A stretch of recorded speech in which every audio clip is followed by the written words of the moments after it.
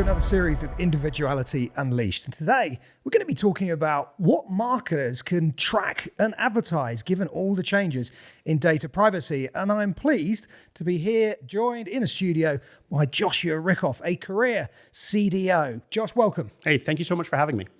Not a problem. Right, let's dig straight in. So, Sure. Josh, give the viewers a little bit of a view of your background and your experience. Yeah, so I've been in the industry for 28 years. So I started out as an e-commerce developer, worked on one of the first commercial e-commerce platforms, and then was a lead developer on another e-commerce platform that, and so it gave me some good foundation. Right. Started up a couple of companies in the space, and then really got cut my teeth over the last couple of years as Chief Digital and Information Officer over at Diane von Furstenberg.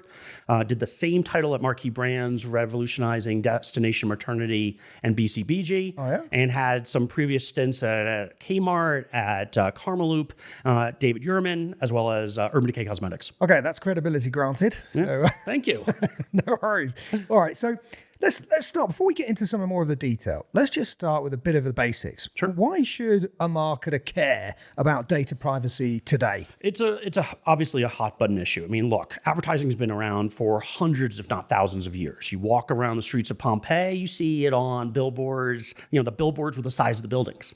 So what's amazing about it is there are 136 countries with data privacy laws on the books. Wow. You have 3 U.S. states who have data privacy, and in early June, the U.S. government released the first draft of the federal data privacy laws. So obviously Apple, huge company. They put out, in iOS 14.5 was released, 96% of iPhone users opted out of mobile tracking. Yeah, you could argue that actually what the big tech platforms do, the folks like Apple, is even more consequential than governments. Absolutely. And considering their place in the world, I mean, Google, they have the Android, they have Android Auto, they have Android, the operating system, and they have Google Chrome. Right. And interestingly enough, they are end-of-life third-party cookies. So marketers are now running scared because they're like, wait a minute, we grew up with this technology. What do we do now? Right, exactly. So let's just take a moment. Yeah. And if you could describe, just because we all talk about this stuff all the time as marketers, but sometimes definitions are important. So could you describe the difference between third and first party cookies? Yeah, so first party cookies is, sort of a staple. That was what started the web. And in essence, it's personal identifiable information, or PII. Right. That's an email address, that's a phone number, that's information about what you like and your ability to opt in to what you like. So you can get cool SMS messages, marketing messages, they can pop ads at you, and they're all based on your likes and your interests. Third-party cookies is a little bit more awkward, right? So what that is basically people will drop a cookie on your desktop, in your mobile browser, on an app, but you're not opting into it. So you're getting served up ads for things that are clearly unrelated. So I'm a guy, right? And I like the New York Giants. But I go to the New York Giants website, I'm getting ads for like David Yurman and Stella McCartney. And I'm like, I'm a guy. Like, I want guy stuff. I don't want to be looking at a pair of heels. And so that's the interesting thing, is that with third-party cookies, it's all anonymous. And they're trying to figure out what you like and what you don't like, which means it just feels awkward. It's a hard thing to work through. Right. So explain how marketers then, we all know third-party cookies are being deprecated. Lots of talk in the industry about how we all need to move to first-party data. When we think about first-party cookies in particular, how can actually marketers start to implement and leverage first-party cookies? Yeah, it's a great question. And the cool thing is we're talking 1996 technology. Right. It's always been there, right? The web was founded in 1994 or 1992, if you believe Al Gore. And ironically, the technology's been there since basically the invention of Netscape. So what's cool is that there's such a concept of local storage. So third-party cookies, you're basically putting in bytes, right? You're getting some tracking information. You're getting a little taste. Right. Local storage is essentially, you can see your entire browser history. And it goes for months. There's a huge amount of data that you can save on there. So you're not dealing with sizes of file size. Right. You're not looking at restrictions. You're able to manage something that most marketers love. You get 6 months of history. And so the idea is it drops an ID on a person's desktop. And the idea is, well, once a person identifies themselves with an email address or a phone number or a physical address, that ID then converts over. So you get a much better sense for who those people are, and it's opt-in. People want the information. So it's a fun way of getting in front of them and saying, hey, look, we're not only getting your transactional information, we're now getting your interests. What do you like? What don't you like? How do you interact with the web? What sites do you go to? What periphery sites do you go to? So it's a classic Google argument, right? Google makes it easy to create an email address. They want you to log in. And what do they get? They get your entire search history, and most people don't close the window. So they're just keep on getting your entire life until either you shut down your computer or you clear your cache, which I don't know anyone who does.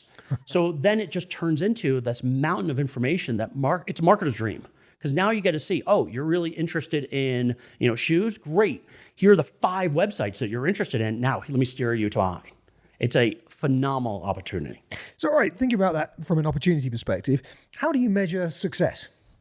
Yeah, you know what? It's actually, there's a couple of staples, right? There's conversions, right? Conversions are a good way of saying, okay, I get a person, I get them to buy, what's the conversion rate? Right. Very simple, very straightforward. It's conversion rate.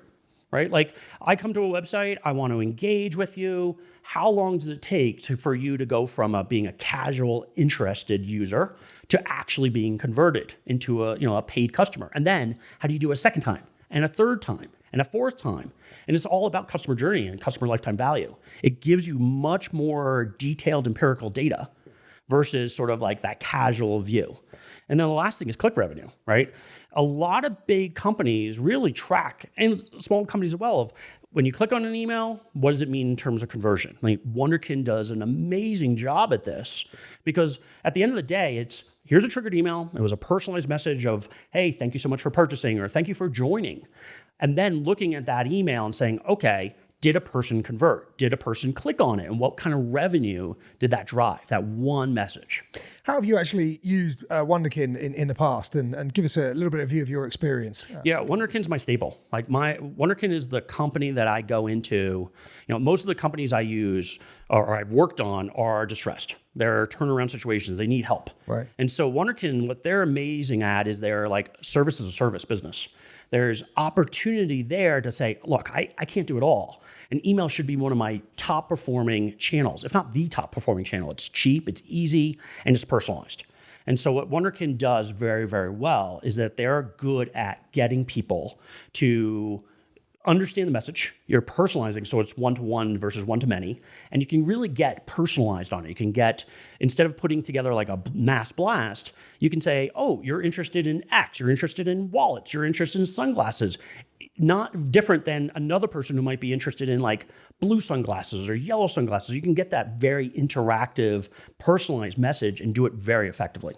Now, one of the things that I personally found very interesting about Wunderkind before I actually joined, which kind of attracted me to speak to the company, was the way that they were delivering technology and services, but not in a traditional software as a service model. Yeah. It was really kind of revenue as a service. Like, we're going to hit these minimum guarantees for you, and if we don't, we're going to work for free until we do, and we're going to participate in the success, which is graded based on how well we do. So completely fundamental shift from the traditional software as a service business, which is like, here's some software that you can access over the internet. You pay us a certain amount of money each year. You can log on. Good luck. Yeah, and that's a performance marketing approach too. Right. Like a lot of performance marketing agencies, your ad agencies will do it based on, not only based on spend, but they'll also say, what kind of revenue do we do it? But if you look at the traditional email companies and sort of the traditional marketing activities, organic search, email, you don't normally see that. What's great is Wunderkind's your partner. I worked on these distressed companies. I need partners. I need people who will go into battle with me. And it can't just be hires. It has to be third parties. Right. The difference between a Wunderkind and some of the other companies out there is they're kind of like, here's a flat rate. This is what it is. You just pay it whether it works or it doesn't work. That's not our job. That's your job. Right. Wunderkind is your true partner here. They're saying, at Destination Maternity, we had to flip the business in like 2 weeks. And most people would be like, oh my gosh, that's crazy. How do you do that? That's impossible. And the reality is what we did was we pulled in a Wunderkind. So we had, our other partners who were just on a traditional paid, pay as you go model. Wunderkind basically was like, we'll put our stake in the ground. We hit these numbers, you pay us. If you don't hit those numbers, we'll continue to work until we hit those numbers. And that's a huge advantage.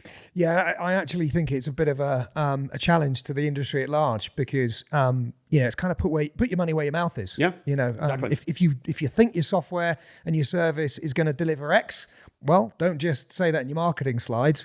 Say it in your contracts. Yeah, exactly. And look, at the end of the day, so much of this is about your relationship with your third parties. You're going into a battle. And you have to have not only small wins, but big wins. The problem is when you're going into companies, any size company, you need to be able to find those key partners who are not only going to grow with you, but to use your term, put their money where their mouth is. Usually there's only one or two. And as long as you find those parties and you find those partners, you can scale a business very well. Make CFOs happy. And of course, they're excited too. Right. Which if they're happy, we're all happy. Exactly. That's definitely the case. Awesome.